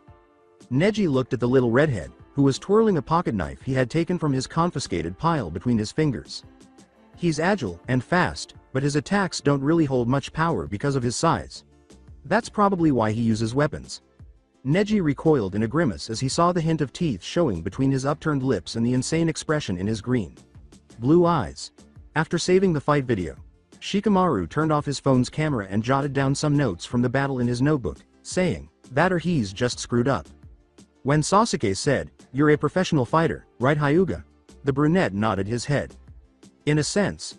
You're better than I was expecting." "I'll take that as a compliment, Uchiha." Blood red and white, blue clashed angrily. The sun's warmth against his skin was starting to annoy Naruto, so he rubbed his neck. The blonde looked at his watch and said, "I think it's time we cleaned up and went back to the room. We'll have to continue this another time. We're eating at 4:30 and it's just after 3. Did you steal that from the band set in the dining hall?" With an acoustic guitar strapped to his back, Kiba ascended to his bed and said, "Maybe." With a curious sparkle in his eyes, Naruto observed the brunette and asked, "Why? You play?" Kiba strumming a few chords and carefully tuning it, he said, "Not for a few years, but I did play a while back. My sister taught me." Pulling his keyboard into his lap, Gaara warmed up his fingers by playing some scales and flicking switches. "You have a sister?" Shikamaru asked, glancing up at Kiba, who had his hair hanging around his shoulders and face instead of in its typical ponytail. "Had. Once upon a time, ya know." Gaara picked up a soft melody from a song Kiba was familiar with, and the brunette with the tattoos chose a few spots to begin, perfectly matching the redhead's pace. After the introduction, Naruto recognized the simple tune and hummed along quietly until he remembered a few words. "When I was little, my mother told me, 'My only son, please sit next to me. And pay close attention to what I say. Additionally, if you'll benefit from a sunny day.' Yes, exactly. Oh, go slowly. Avoid living too quickly. There will be difficulties, but they will pass. You will find love, you will find a woman, and remember, son, someone is up there." When Gaara sped up a bit at one point, Kiba picked up his strumming and gave the blonde a toothy smile while mentally counting. When he sang a little louder, the blonde's high-pitched voice delivered the words, "Keep going." The rest of the room looked up at the musical trio singing from the upper bunks. "And be a straightforward, decent man. Oh, be something you understand and love. Be a simple, kind man, baby. Oh, son, will you not do this for me? Can you? For the rich man's gold, set aside your desire. Your soul contains everything you require, and if you try, you can succeed, sweetheart. Everything I desire for you, my son, is to be content." As he repeated the chorus, Sasuke's voice joined Naruto's and the gravelly, lower tones blended in nicely with Naruto's higher tones. "Don't worry, boy, you'll discover who you are. Lord, you should only follow your heart, and if you try, you can succeed, sweetheart. Everything I desire for you, my son, is to be content. Be simple, baby, be a simple man. Oh, be something you understand and love. Be a simple, kind man, baby." The trio eventually became a quartet. Kiba put his guitar down on his mattress and gave his partners a wild smile. "Didn't take you for a countryman, Uchiha." Sasuke sighed and collapsed back on his bed, his head slamming into the pillow. "I'm not, but my brother was. That was one of his favorite songs when we were younger." Kiba shook his head, but before anyone could find the stolen guitar, he leapt from his bed and propped it out of sight. After carrying Akamaru back to his bed, he cuddled the young dog under the covers. Shikamaru's monotone remark made Naruto climb under his covers and cross his arms behind his head, laughing softly. "If being wanted fugitives ever fails for you guys, you can start a band." Crickets were chirping loudly outside, and the moonlight was shining through the windows that lined the wall. The smell of the ramen Neji had prepared in the kitchenette for their midnight snack filled the air, warming his skin like a blanket in the stillness. Although he didn't really know these people other than the fact that they were all most likely insane in some way and were still sane enough to work for Orochimaru in spite of their criminal backgrounds, it felt like a sleepover. They resembled him. Despite living with criminals, he didn't feel afraid. Naruto smiled. Meeting others who were as crazy as he felt was actually exciting. He reflected on the earlier spar and how he felt a sense of excitement when he saw others engage in combat and wished he could have joined in. Or that there was room for a little more blood in the fight. He was ill. With a sigh, the blonde turned onto his side and dragged a hand down his face. They're his roommates and partners, and despite their intimidating nature, arguments, fighting, breaking everything, and constant armedness, they're also thieves, hackers, rude, and most importantly, criminally insane. They were selected primarily on the basis of the adage, just crazy enough to work. The room was quiet until they heard a shout from the hallway. All of the young men were sitting up in their beds except for Gaara and Shikamaru, who were both asleep and wary of sitting up while in their beds again. The latter rubbed his forehead, remembering the pain. Kiba and Naruto nearly fell off their bunks laughing, while the rest of the room settled back into their beds. "Who stole my freaking guitar?" they exclaimed. With his gun aimed at the location where he could hear the stubby musician who had been playing at dinner hammering on the heavy door, Kiba snarled at the door, "He's not getting that back." Naruto smiled, and Kiba's smile gradually matched the blonde's as he asked, "Wanna hang him by his underwear over the steps out front of the factory?" To be honest, was he any different from the criminals and criminally insane people he shared a room with? "Please, don't let him take her again, she's only a child." When Sakura's eyes began to well up with tears, Itachi released his hold on her forearm and said, "I'm sorry, Miss Hyuga, but I don't have a choice. He's requested I bring her." He knelt next to her and gently sat her down, causing the heavy metal around her legs to jingle. "If I could, I'd let you all out of here," he calmly and confidently whispered in the pink-haired girl's sobbing ear. Hinata kicked at the bars of her cell until she lost sensation in her left leg from knee to toe. "Pages please Itachi-san. Please don't make her go. I'll go in her place," she said. From her chin to the dirty water that trickled around her ankles and joined the powerful current outside the cell, tears trickled down her pale skin. When Itachi pulled Sakura into his arms and waded back to her cell through the gritty water, her voice lost its disparity. "Take me. Just, please, let Sakura stay. She's gone so many times, she said. After placing her gently on the cot inside, he hurried back outside and locked the door. With her lower lip cracked and bleeding between her teeth, Hinata nodded and asked, "Will you accept the consequences of defying the boss's direct order?" Silently, he unlocked the door in front of her and fastened the necklace like chain around the pale column of her neck. "You do realize you probably won't be coming back," he said. As the tall man led her slowly down the fire-lit corridor, the other inmates' protests faded to a distant clamor. I know, I don't care." Itachi took her by the hand and assisted her in leaving the dank and dark room. Every hesitant step she took caused her feet to make a tiny pattering sound, and she was limping a little due to pain in her left shin. With the slightest smile, he pushed open the big door at the end of the hall, allowing Hinata to enter with him rather than dragging her behind him as he was supposed to. "You know, I never took you to be the brave one. Good luck, Mistress Hyuga," he said.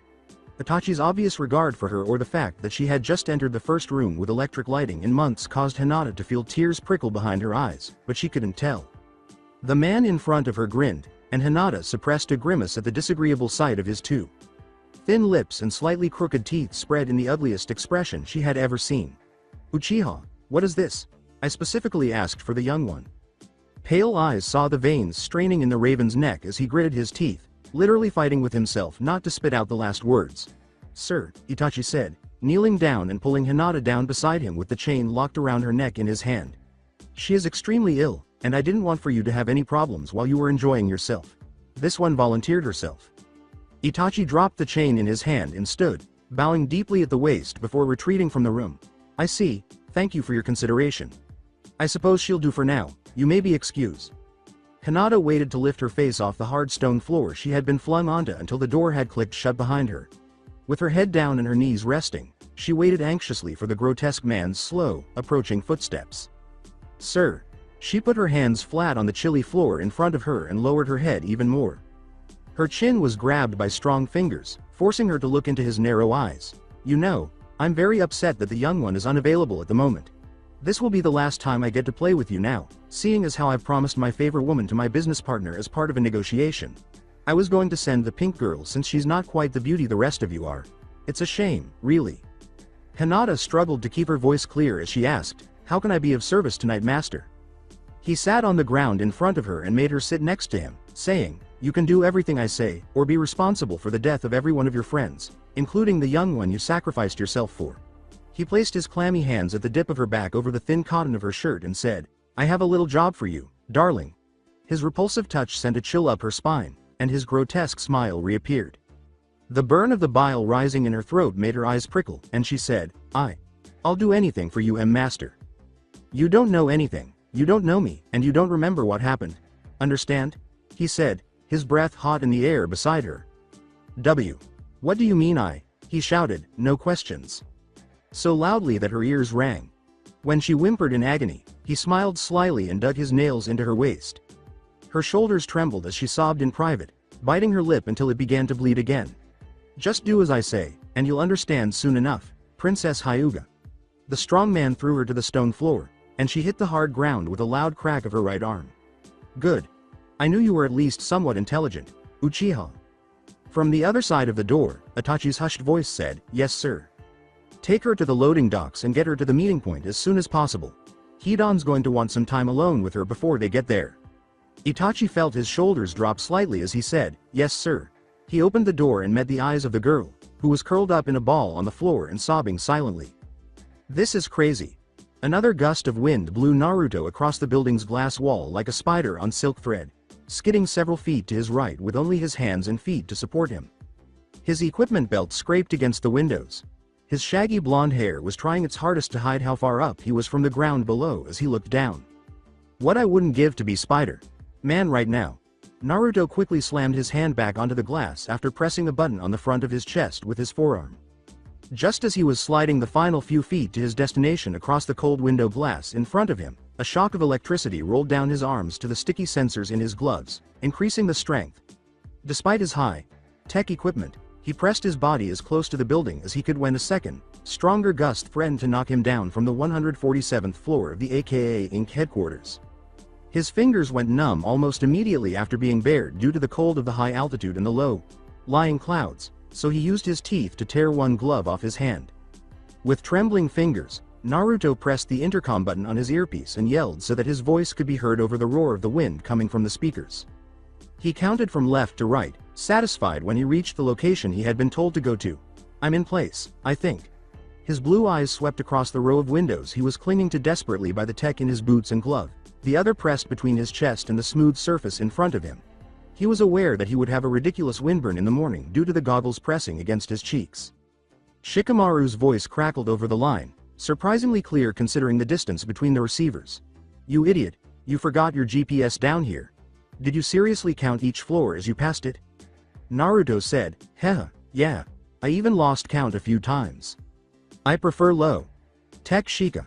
Sorry to disappoint you, as he was collided with the building by yet another unexpected gust of wind. When he started to slip, his fingers cramped from holding himself in place, and his teeth clenched until he was certain they would crack. "Tell Sasuke to hurry it up before I feel even more like a bug on a windshield.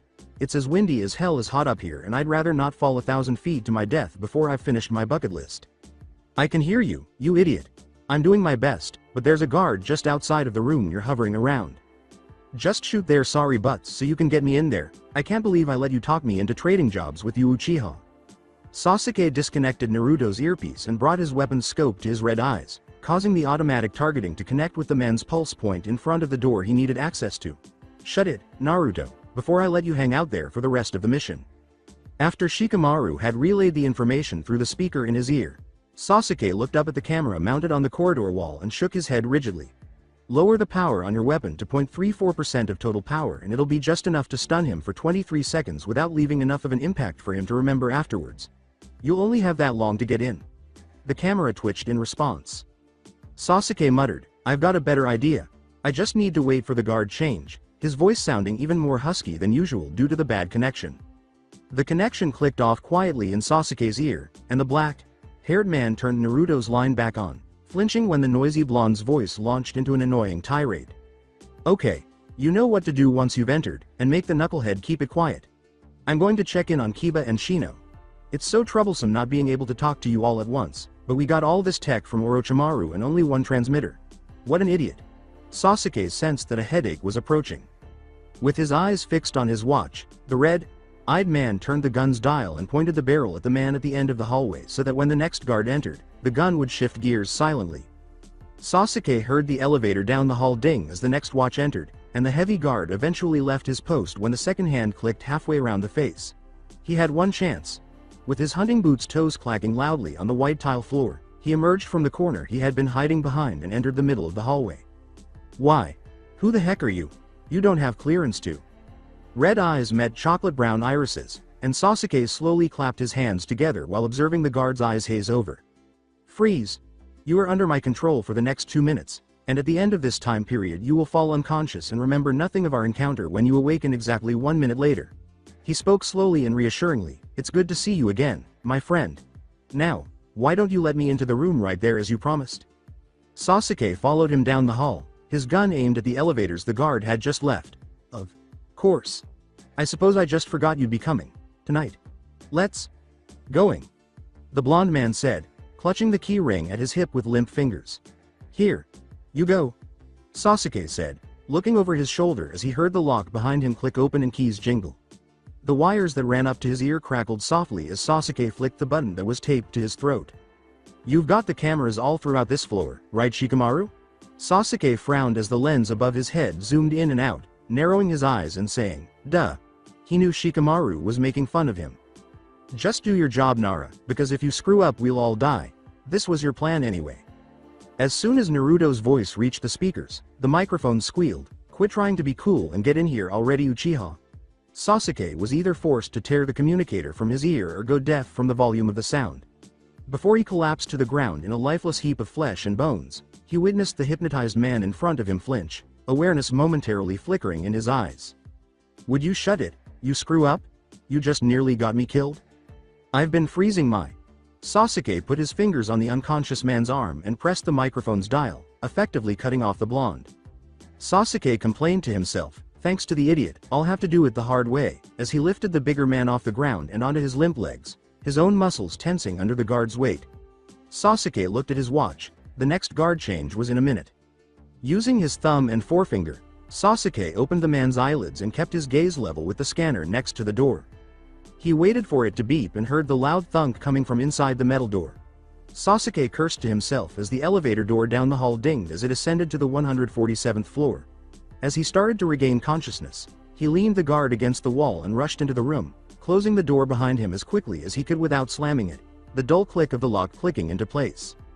A muted banging behind him caused the Raven to turn, and when he saw Naruto almost motionless at the window, his mouth fell open. Perhaps I ought to have moved a little more quickly. Sasuke hurried across the room, keeping his head down despite knowing that no one could see him. Oh well, that's the past now. After lowering the gun's setting and raising it to the window where the blue-faced Naruto was leeched, he fired steadily until he created a gap that the blonde could easily pass through. Thank God. Naruto staggered awkwardly into the room and collapsed in an unflattering heap on the floor. I have a whole new respect for window washers. Sasuke helped the half-frozen young man stand up, saying, shut up, idiot. Naruto gave a sloppy salute and asked, did you place them on your way up? After nodding and grunting in agreement, Sasuke leaned Naruto against the wall and was abruptly reminded of the blonde guard outside. As instructed. Every thought of the guard vanished as he looked up, his innocently bright blue eyes meeting a gory, raging red. This man was far more dangerous than any guard. Good. Let's get a move on. We need to be on the other side of the building in less than 10 minutes when Kiba starts firing, and we're already running behind at least a minute. When Naruto lost his balance, the chair he was sitting on fell to the ground with him. He cracked his shoulders, then his knuckles, and yanked the vent covering off the wall above his head. Sasuke gave the blonde a grimace and sent Shikamaru a silent apology that the brilliant person with the spiky hair would never hear. I apologize, Nara, but the fool isn't as trainable as we had hoped. Kiba was a huge fan of firearms, regardless of the type. As long as it fired a bullet and he had pulled the trigger, it gave him a sense of warmth that nothing else in his life had been able to match. He was freezing his tail off and wished the warmth would come on already. As the wind slightly increased, the small brunette repositioned the big rifle and looked up at his target building through the scope once more. 3 minutes ago, Naruto was finally dragged inside. He had 7 minutes to shoot. Even though he was lying on a cold rooftop in a wind that was blowing at 70 miles per hour with gusts as high as 100, he could already feel his fingers twitching with excitement and sweat trickling down his bare back. His body was shivering violently, but his trigger finger remained motionless. He was so alive.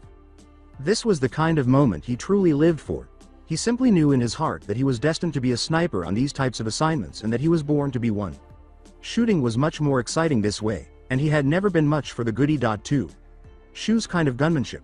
The closest he had come was playing the lead in a first-person shooter game while incarcerated a few years prior. For the umpteenth time in the last minute, Kiba found the location of his first target by pressing the scope firmly against the top of his cheekbone once more. By this point, he could likely fire blind and hit it. Every nerve in his body was tingling, and the rifle felt like a pleasant weight on his shoulder. The rooftop's coarse gravel gave him a shock every time he moved. All he could hope was that Shino was there, or else things would get a little jumbled. Shino stuffed his fingers firmly in his jacket's deep pocket. Sweat was running down his palms, and he could feel the first twitches of a nervous tic in his left eye. The fact that he appeared to be blind helped. His coat rustled as he sat on the uncomfortable lobby bench, and those around him ignored him. Akamaru quietly whimpered to the person who had picked him up from Kiba an hour before and pulled on the leash once more. With his cane resting on his lap and his legs crossed, Shino scanned the room with his dark sunglasses, searching for his target. There were 5 minutes left, according to the silent ticking of the clock on the table beside him. Uncrossing his arms, he tapped his fingers on his knees in an odd rhythm while mentally counting the seconds. To him, it made perfect sense because it was a much larger operation and a far more complex plan than the ones he had previously used. The building's only weakness, in his opinion, was that if even one employee neglected their responsibilities, the entire structure would probably be destroyed. Flashback. Kiba grinned maniacally as he ran his hand over the sleek sniper rifle he had discovered in the rear of the black van Shikamaru had pulled up in. "I like this plan," he said. With the exception of Gaara, who was parked on the second floor close to the elevators, all of the cars Orochimaru had provided for each of them were in a massive parking garage across the street from the town's largest shopping center. With his pale eyes narrowed at his companion in annoyance, Neji tugged on the little knot of tape on his wrist to tighten the gauze that was wrapped around his left hand. "Would you shut up? You don't even know what it is yet, gun junkie. Please continue, Nara-san." Shikamaru brushed some of the hair that was down from his ponytail out of his eyes and took a small tablet out of his army green backpack. "All right. I read over the building's blueprints that Orochimaru faxed to our room last night, and I think I've come up with a way to test all of your skills on this mission. On another note, I feel like this is mainly just a test to see how we work together, so don't try to show up anyone else. Just do your jobs and get out. Each of your instructions are simple and easy to understand. The hard part will be timing everything perfectly. We'll start as soon as Naruto scales the west wall of the building up to the..." "Whoa, wait. I have to do what now? I'm afraid of heights, man."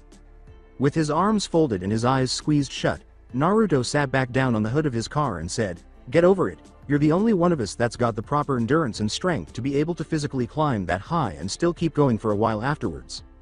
You don't have a choice, so shut up. No more interruptions or we'll miss our chance. We don't have much time. As soon as I explain your parts, prepare and be ready to go." With each nod, he continued, "All right. First, Naruto will scale the west wall of aka Inc. Once I've taken out all of the exterior cameras, he'll place my special bombs along specific spots that are weak points of the building itself. Uchiha, while he's climbing the outside, I need you on the inside to get him into the building once he's gotten to the prepared coordinates. Take out the guards and then make your way through the ventilation system to the other side of the building to meet up with Hyuga and the kid at the president's office. Inuzuka, you will be planted on the roof of the building across the street with my baby." Kiba ran his hand affectionately over the handle of the big gun and embraced it. "Right. On my signal, you will fire at the explosives on the side of the building to detonate them, and then disassemble the weapon. Load it up in your pack and then get back here as fast as you can." "Yes, sir. Wait, what about Akamaru? He's with Shino, who will be posing as a blind man with his seeing eye dog in the lobby of the building. It's up to you to get the president back up to his office once he's in the lobby." Shino unbuttoned his trench coat and looked at the small collection of supplies in the inside pockets before asking, "What do you suggest I do? Steal something? Seeing as how?" Shikamaru waited for Sasuke to return his watch from the smirking man before continuing where he left off. "Is that my watch? Give me that," Shikamaru said. "As I was saying, steal something from him that he'll need to go back to get. Anything will work really. Wallet, phone, keys. Now, when the president goes back up to his office, Hyuga and Gaara will ambush him and wait until Naruto and Sasuke get there. Feel free to try and torture any information out of him about why he's trying to get rid of Orochimaru's business, but don't leave any obvious marks on him." Naruto kicked out at Gaara, who was sleeping on the hood of the orange car next to the blonde, and hit him in the leg. He immediately jumped back when the little redhead woke up with a start, knife in hand. "I understand, but someone may want to wake the kid up, he just missed all of that." Shikamaru rubbed his eyes wearily and ran a hand over his face. With a frustrated sigh, he pulled out his phone and fiddled with something on the screen, saying, "So troublesome." There was a heavy and awkward silence in the parking lot until everyone's cell phones buzzed loudly and the tallest man in the group fell to the ground on the wall behind him. "I can't get through to all of you, so you each have your instructions. Read them, memorize them, and then delete them when you're done." "Works for me," Naruto remarked while navigating his phone's glowing screen. After reading the rest of his instructions, Neji put his flip phone back in his pocket and asked, "How do you get our numbers?" "Just hacked into them. I work fast." Leaning over Gaara's shoulder, Naruto asked, "Why does a 12-year-old have an iPhone?" As he squinted at all the strange squiggles on the screen. "And is that even a language?" "Who cares? Now everyone get going and leave me in peace so I can hack into the security already. Go get into place." "Let's do this," Kiba exclaimed, packing his weapon and running for the door. Final flashback. Where is he? His shift ended 5 minutes ago. The young man with the bushy hair looked at the clock once more, his fingers twitching under stress, and saw that there were 4 minutes left. Shino's ears perked up at the secretary's obnoxious voice. "Have a nice evening, Mr. Yugakure." He stood briskly, crossing the opulent lobby while tapping his cane on the floor in front of him every now and then. It was his only chance. In order to prevent perspiration from getting into his eyes, Naruto stopped to fasten his headband around his forehead and hissed between his teeth. "This is ridiculous. First I freeze my butt off outside, and now I have to crawl through a vent with the heat on. I swear, I'll never complain about snow or sunburn ever again." A shove from behind sent the blonde reeling down the last stretch of the elevator shaft, his hand slipping slightly from the sweat that soaked his whole body. "Would you shut up and get a move on already, you idiot? We're almost there." Naruto accelerated slightly as Sasuke's labored breathing became more noticeable behind him. The fool must have been claustrophobic. Once they arrived at the hall they were meant to go to, the blonde stopped, fought to get his feet in front of him, and then kicked out with all of his remaining leg strength. Someone who had been walking on the other side of the narrow passageway was struck when the grate gave way under the force of the kick and flew across the hall. "Idiot, that's the president." Sasuke suddenly shoved Naruto from behind, sending the smaller raven running out after the big blonde, and Naruto fell to the ground in a sweaty heap.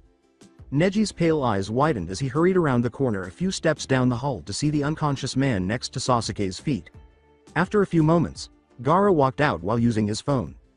With some difficulty, Neji slung the silver-haired man over his shoulder and carried him into the office behind him. "Well, I guess this makes our job a little easier. Naruto, you scout around a bit and see if you can find anything in the surrounding offices about his involvement with weapons dealerships. Take anything suspicious that you can find." Sasuke brushed some of the dust from his black jacket and said, "Take the kid with you. He's more likely to cover your tracks than you are. I have to use the restroom." As he waited for Neji to return, Sasuke leaned against the doorframe behind him and asked, "What did he say?" "I dunno. Could you repeat that?" After Gaara had read it twice, Naruto signed to the young child, only to be doubly perplexed when he still didn't understand. "No clue." "What do you mean you don't know? I thought you understood sign language." Neji left the office, but he continued to stare intently inside. Gaara shook his head and closed his black-lined eyes in frustration, saying, "There are different dialects, it might be slang or just a different version." He signed the brief sentence once more, but this was getting old because none of the adults around him seemed to understand. "I guess a game of Simon Says is a good way to pass the time until Shikamaru gives us the signal. All right kid, spell it out for us." With his face buried in the palm of his other hand, Gaara gestured toward the bathroom down the hall. "Seriously?" Sasuke asked, blinking incredulously. Neji played the tip of his ponytail and questioned, "At a time like this?" Gaara's heavy boots thudded loudly with every step as he ran down the hall after the blonde had nudged him in that direction. "When you gotta go, you gotta go." After checking on the man who was restrained in the room behind him, Sasuke wiped a small amount of perspiration from his forehead and asked, "So, there are different dialects? I didn't know that. It's kind of like another language." Naruto covered his ears at the spine. Tingling scream that reverberated around him, his knees suddenly feeling weak. "Yeah. I use ASL and he uses some different form, a lot of cultural slang usually, so there are just some things he says that I don't understand." With Neji standing watch at the door behind him, he dashed down the hallway in the direction of the sound. Sasuke entering the room as their prisoner awoke. Naruto felt his eyes water a little at the contrast between the bathroom's brightness and the dark, deserted hallway. The blonde grimaced at the bathroom's abundance of pink and dearth of urinals as she walked around the wall in front of the door and looked toward the stalls. "Gaara?" she asked. When he saw the little redhead huddled beneath the sinks, rocking back and forth with his head in his trembling hands, his voice trailed off. "Did you scream because you realized this was the girls' room, because if you endangered all of us for something so stupid, I'll kill you?" he said. "Kid, are you okay?" With trepidation, Naruto knelt next to the trembling boy and cautiously touched the redhead's shoulder with the heavy layers of clothing. Gaara's voice was deeper and scratchier than the blonde had anticipated, and his words were awkward and odd, sounding as he screamed in a language that Naruto didn't understand. Startled, the big man stumbled backward and hit the tile floor with a bang. As the child in front of Naruto sobbed and repeatedly mumbled the same thing, Naruto swallowed the lump in his throat. What took place inside? He woke the president up before Shikamaru gave us the signal, so I'm going to kill that kid. The brunette blinked slowly before snatching the yelling redhead by the throat and carrying him out of the room. Neji, take the kid and get back to the room, I need to make a call. As Naruto attached his earpiece to Shikamaru's microphone, he glanced over his shoulder at the stall door that was ajar in front of him. What? Give the signal to Kiba. Now. What and why? As Naruto approached the stall door, he heard faint breathing coming from the other side, which made his heart skip a beat. Just do it now because something has come up.